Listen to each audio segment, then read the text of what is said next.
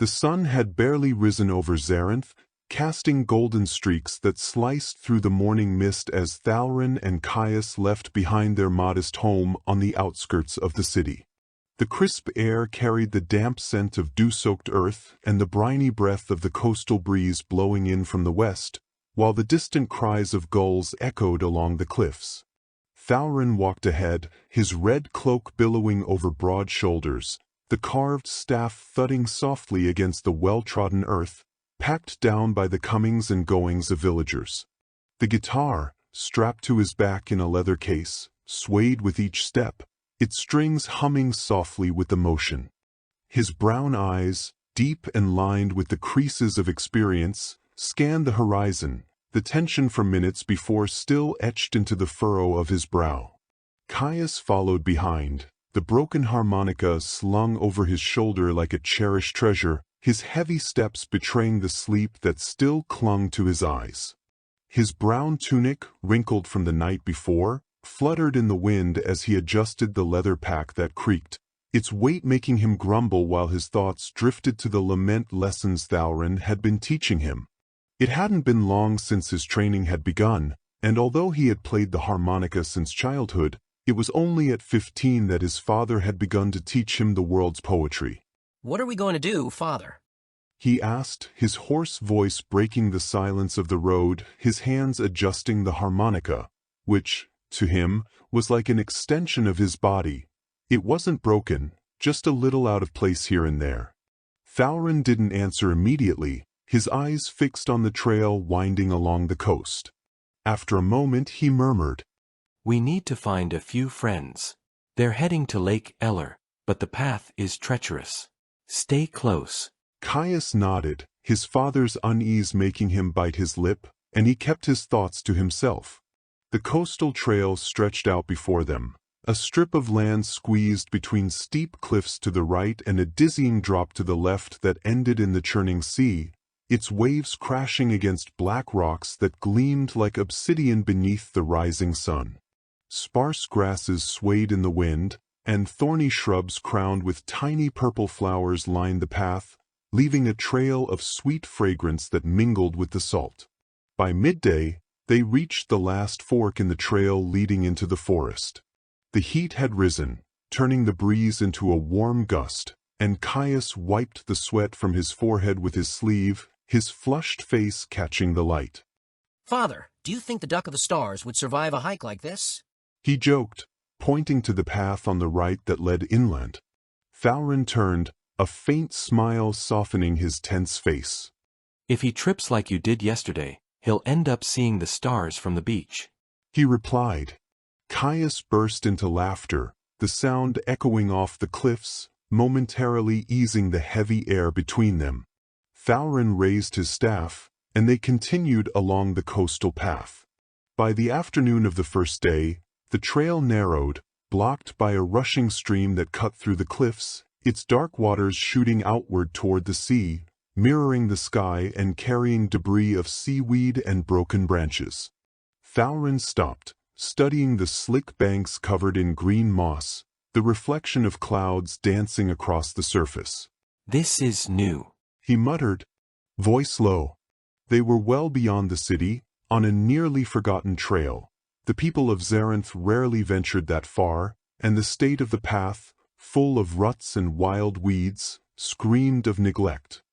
"We'll have to jump," he said, voice steady. Caius hesitated, eyes wide. "Jump? I can barely stay upright on dry land. I'll end up smashing into the waves below." Auren raised an eyebrow, the corner of his mouth lifting. "Then pray your music saves you." Caius laughed, focusing on the jump.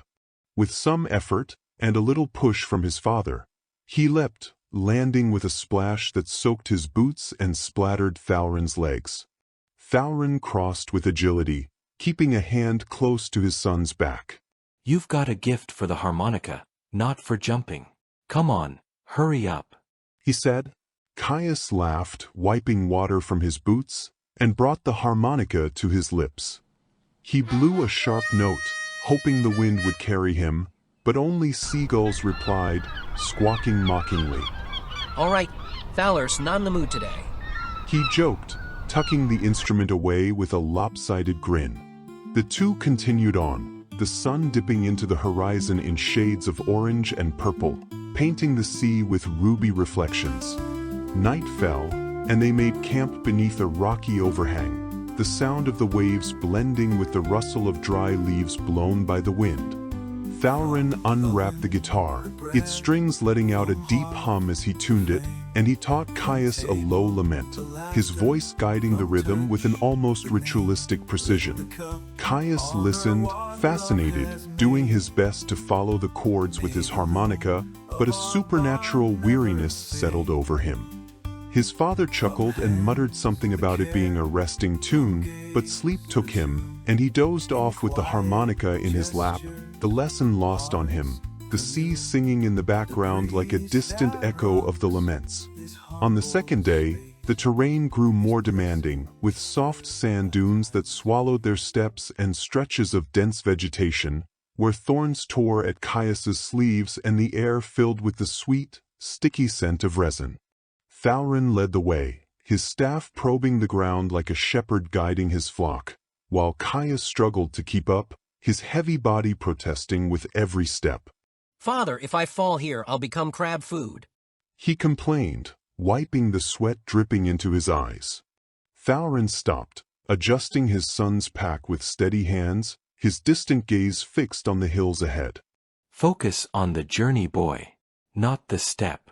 You are persistent. The praise warmed Caius, who smiled, renewed by his father's approval. The road began to slope gently, leaving the cliffs behind. Downhill's always easier. At least if I fall, I can roll all the way to the lake. Caius joked, his smile lighting up his sweaty face.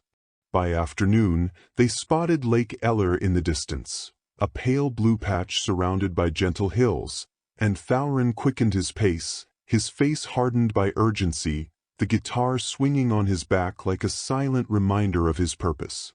As the sun set on the second day, painting the sky a deep red, they reached a stretch of road where the sand gave way to a field of fractured stones, as if the earth had been torn open by giant hands. A cold breeze blew in from the west, carrying a metallic scent that made Auren wrinkle his nose. He stopped abruptly, staff planted in the ground, and pointed toward something among the rocks, a dented helmet of black iron, half buried in the sand.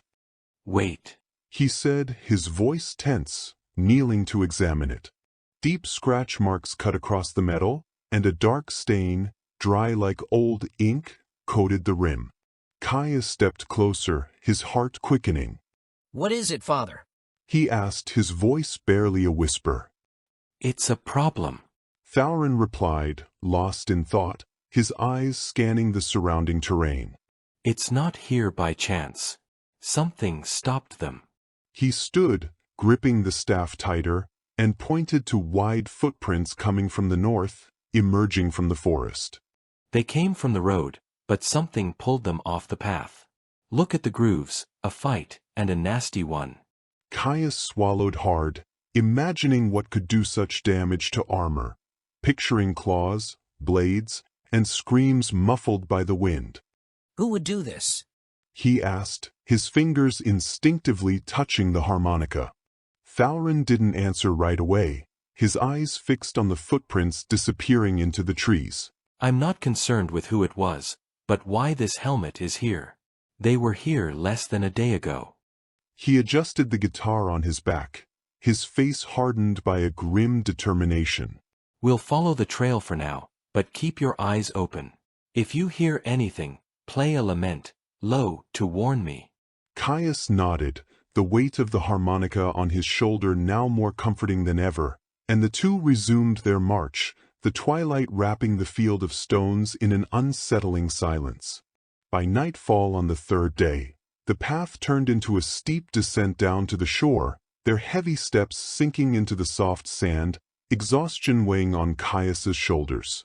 The sight of Lake Eller ahead lifted his spirits, its dark waters reflecting the first stars. The eastern bank rose before them, a beach of polished pebbles flanked by twisted shrubs and salt-touched herbs, the air heavy with moisture and the distant cry of an owl slicing through the night. Auren stopped, planting his staff into the ground, and gazed toward the horizon.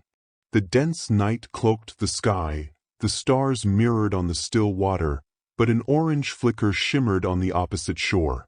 A campfire. Caius, panting, pointed toward it, his chest heaving. Look, father. A flame on the other side. Auren narrowed his eyes, his gaze tightening. That's not good. He murmured. If they're survivors, they're exposing themselves. If not, enemies may still be near. He knew there was no bridge. The lake, wide and deep, blocked a direct crossing. They need to come to us. He said, his voice low and tense. But they're drawing too much attention.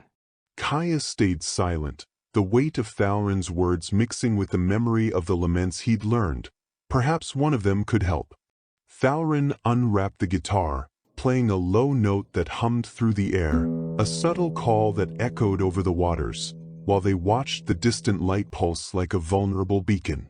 Night wrapped around the lake, the sound of waves drowning any reply. They waited. A few minutes later, while Auren set up a makeshift camp beneath the star-strewn sky, his calloused hands unwrapped provisions from the pack with practiced precision, hard bread wrapped in cloth, strips of dried meat exhaling a salty aroma. Caius kept his eyes fixed on the far shore, just as his father had asked, his heart beating with a restless rhythm.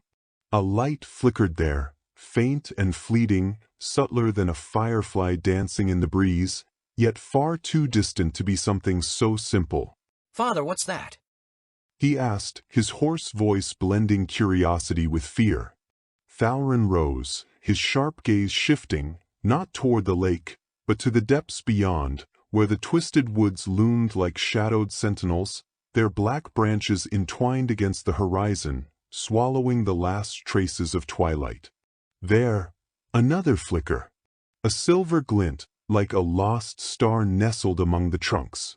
Without a word, he took the guitar into his hands, his fingers brushing the strings with the familiarity of an old friend, and strummed a single chord, high and crystalline, ringing through the air like a droplet of water falling onto a polished blade.